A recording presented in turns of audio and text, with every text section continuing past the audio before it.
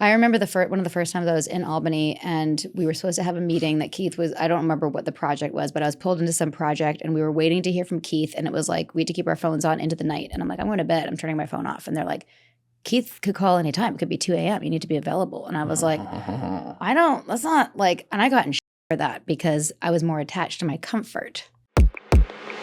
That was the other thing. Like, you know, I can work and basically I was a producer. I was like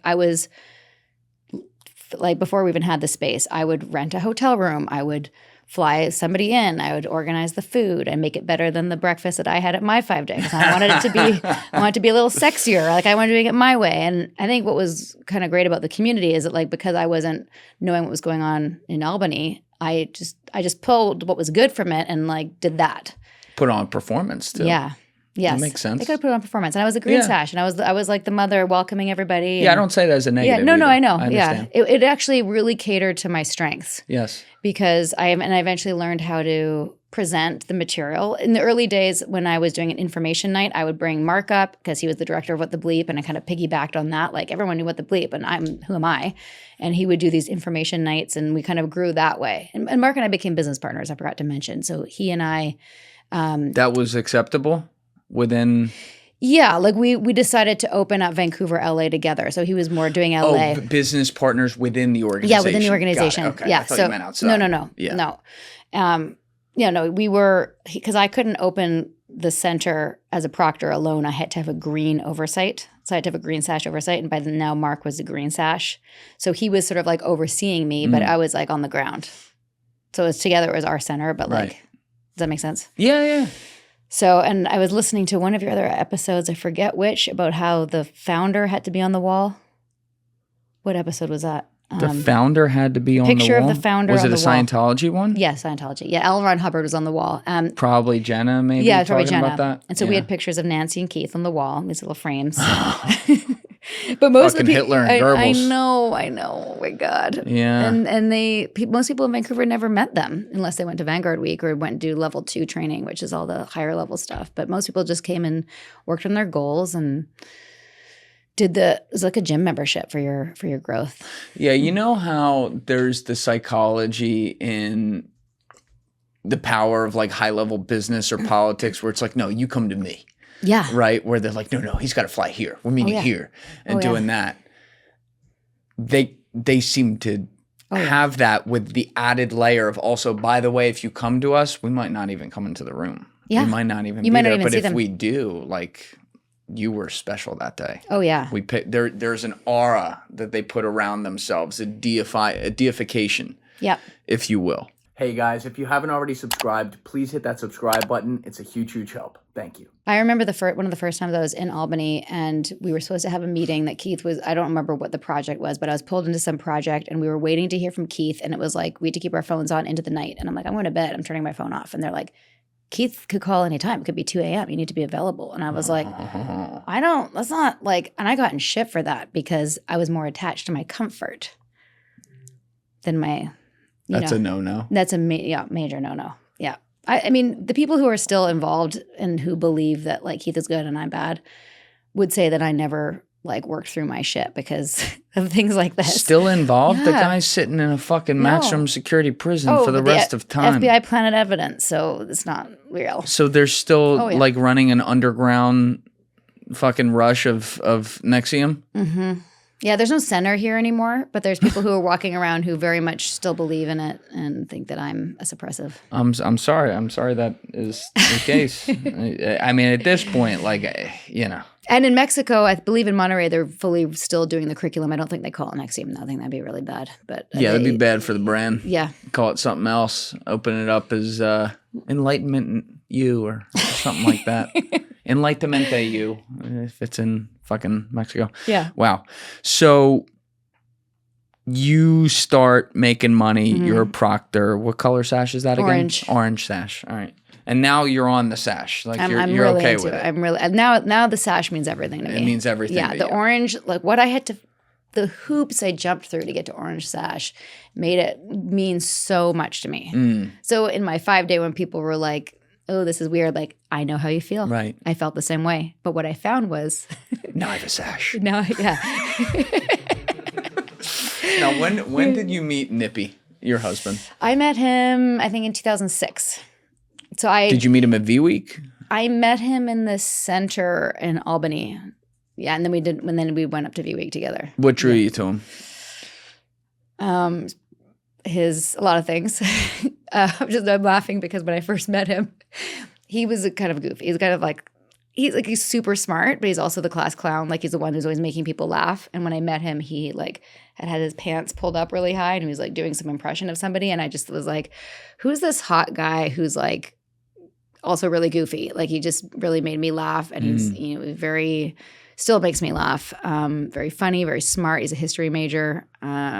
And he was, doing the work. You don't see a lot of like alpha males who are doing internal work on themselves to be better. You know what I mean? Like, oh, he was really taking the curriculum seriously. Yeah, he was doing the curriculum. But he was also like, I don't know. There was just something. Keep in mind, when I met him, I was still with my ex, and he was with somebody. So when I met him, I thought he was hot and like funny and all that stuff. But I wasn't like, we didn't date for a while after that because we were both with people. And then there came a time when we were both single and we were like, oh, so you were both with people when you met, but you were hanging out because you're in the organization. Yeah. And wait, I'm sorry. Were you with someone who was in there? With yes. You? So okay. And was he with someone who was in there with him? Mm-hmm. Yeah. And the guy the filmmaker that I told you about that we started with, and we met Mark Vicente. Yeah. We were together for 3 years, and then we were together for 3 years in NXIVM together. The guy that I started it with. And then I was going up the straight path, and he was not, and that became a problem. Ooh, power dynamic. Yeah. And, my coach would say things like, well, if he's not growing or taking it seriously, like maybe you should consider like, do you really have a match of values? And we grew apart. Start breaking you up. Yeah. And truthfully, we were not a good fit. And but still, there's something. No, it's gross. And we laugh. Yeah. We're both fully aware. And I do believe that Keith was like instructing my coach to, separate us. Did you, I'm going to come back to Nippy in a second, but you had said earlier, like, you never really liked Keith that much in particularly, but he was this thing. He put together a good program. So I respected him. You respected him. I respected him. I had him. I had his mind. If his mind really did create what I had gotten so much value out of, I respected that. And so you didn't have any level of attraction to him or anything, like never thought of it that way. No, right. Definitely not at the beginning. There were times towards the end when he had been cleaned up that I saw him differently, and you felt under a spell almost. A little bit, yeah. There were times when like he would pay attention, or like he would take my hand. He did this with everybody. He would like take your hands and really look at you and like be with you. And I remember being like, oh, I'm getting over my issue. I'm getting closer. Like I wanted to be closer to him because I thought he was so smart and I really looked up to him. But I always felt that distance, and I noticed that other people were closer with him. I just thought that, again, like, was my limitation. So by the end, I feel like he got in there more with me, but still not fully, as we know. You know what I mean? He would also, I just remembered this. I want to bring this up because it's, what the kissing? Yeah. He would kiss everyone on the lips, including— big red flag. Including the dudes. Yeah. They don't even Nippy do that. never did that. Nippy never did that. Nippy never kissed him on the lips. No. Mm-mm. Did that hurt him in the organization? Nippy didn't do a lot of Nippy, like, they would have said that he had defiance issues. Get over here and suck my tongue. Yeah. Or you're gay. Yeah. No, he would be like, just as like one of my first memories of him before we were even dating, like as coaches, you had to like clean up after a training, and I was like, vacuuming and cleaning the toilets and like, I'm so good, right? And he like took a bag of garbage and left. I was like, what the fuck? Like, you stick around, and like, but he's like, I'm not gonna, like he had way better boundaries. Classic toxic male. Yeah. He still takes out the garbage. Yeah. But like he had better boundaries than most people, and he was targeted in a different way. And, it affected him in that he didn't get promoted in the same way, but he was like, who cares? His joke was cut my pay because he wasn't making any money. So he was like, well, who cares? And was he still holding on to the whole like aspiring actor thing, like through this, because they had promised him this role that at some point it's going to come, the script's going to get rewritten, and I'm going to do it. So he's like, it's like the carrot on the stick for him. Yeah. And at a certain point, he kind of realized that it might not happen, and he started like personal training and doing like odd jobs around Albany. But like